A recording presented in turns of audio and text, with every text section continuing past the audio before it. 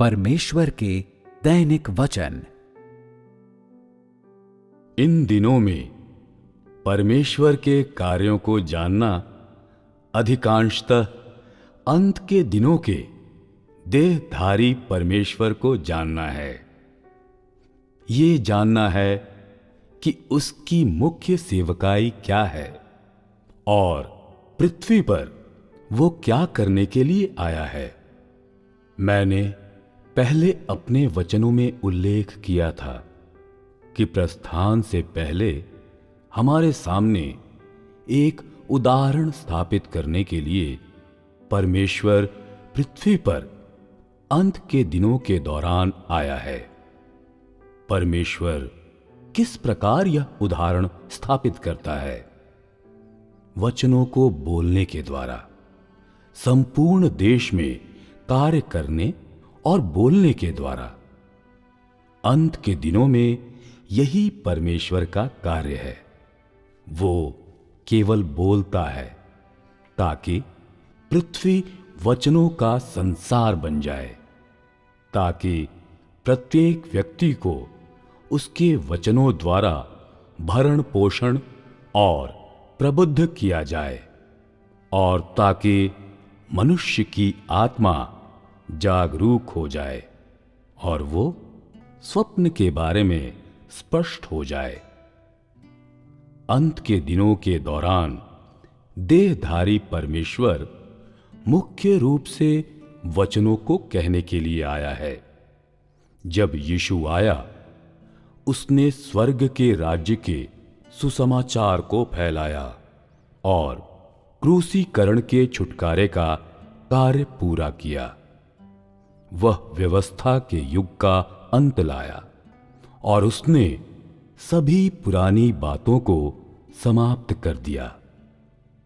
यीशु के आगमन से व्यवस्था के युग का अंत हो गया और अनुग्रह के युग का आरंभ हुआ। अंत के दिनों के देहधारी परमेश्वर का आगमन अनुग्रह के युग के अंत को लाया है। वह मुख्य रूप से अपने वचनों को कहने, मनुष्य को पूर्ण बनाने के लिए वचनों का उपयोग करने, मनुष्य को रोशन और प्रबुद्ध करने और मनुष्य के हृदय से अज्ञात परमेश्वर के स्थान को हटाने के लिए आया है। यह कार्य का वो चरण नहीं है जो यीशु ने तब किया था जब वो आया था। जब यीशु आया तो उसने कई चमत्कार किए। उसने बीमारों को चंगा किया और पिशाचों को निकाला और सलीब पर चढ़ने का छुटकारे का कार्य पूर्ण किया।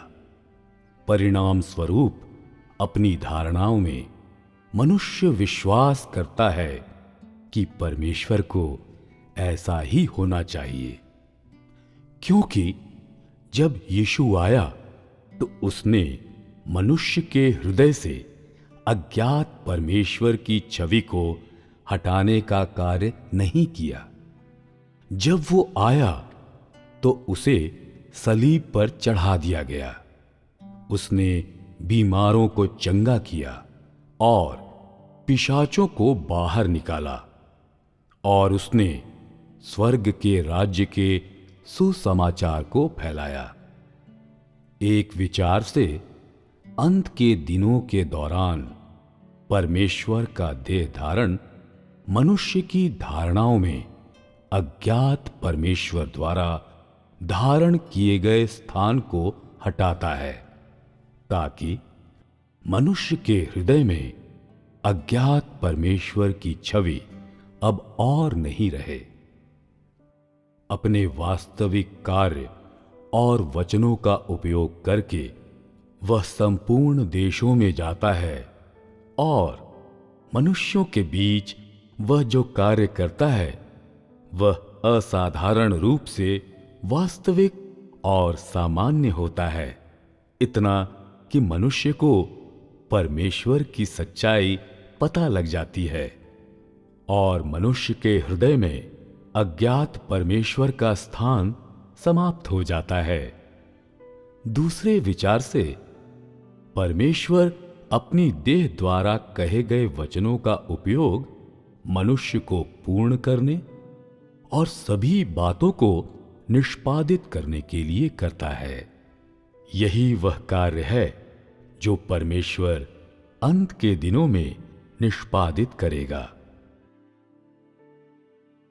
तुम लोगों को क्या अवश्य जानना चाहिए? 1. परमेश्वर का कार्य अलौकिक नहीं है और इसके बारे में तुम लोगों को कोई भी अवधारणाएं नहीं रखनी चाहिए। 2. तुम लोगों को मुख्य कार्य को अवश्य समझना चाहिए जो इस बार देहधारी परमेश्वर करने के लिए आया है। वह चंगा करने या पिशाचों को निकालने या चमत्कार करने नहीं आया है, और वह पश्चाताप का सुसमाचार फैलाने या मनुष्य को छुटकारा प्रदान करने के लिए नहीं आया है। ऐसा इसलिए क्योंकि यीशु ने पहले ही इस कार्य को कर दिया है और परमेश्वर एक ही कार्य को फिर कभी नहीं दोहराता है। आज परमेश्वर अनुग्रह के युग को समाप्त करने और अनुग्रह के युग की सभी प्रथाओं को बाहर निकालने आया है। व्यावहारिक परमेश्वर मुख्य रूप से यह दिखाने आया है कि वह वास्तविक है। जब यीशु आया तो उसने कुछ वचन कहे। उसने मुख्य रूप से चिन्ह और चमत्कार प्रदर्शित किए और लोगों को चंगा किया तथा दुष्ट आत्माओं को बाहर निकाला, या अन्यथा उसने मनुष्यों को आश्वस्त करने और मनुष्य को यह दिखाने के लिए कि वह ही वास्तव में परमेश्वर है और एक निष्पक्ष परमेश्वर है, भविष्यवाणियां की। अंततः उसने क्रूसीकरण का कार्य पूर्ण किया। आज का परमेश्वर चिन्ह और चमत्कार नहीं करता है, न ही वह चंगा करता और पिशाचों को निकालता है। जब यीशु आया तो उसने परमेश्वर के एक भाग को प्रकट करने वाला कार्य किया, परंतु इस समय परमेश्वर कार्य के उस चरण को करने आया है जो बाकी है, क्योंकि परमेश्वर एक ही कार्य को दोहराता नहीं है। वह हमेशा नया रहने वाला परमेश्वर है और कभी भी पुराना नहीं पड़ता है। और इसलिए तुम आज जो कुछ भी देख रहे हो वह व्यावहारिक परमेश्वर के वचन और कार्य हैं।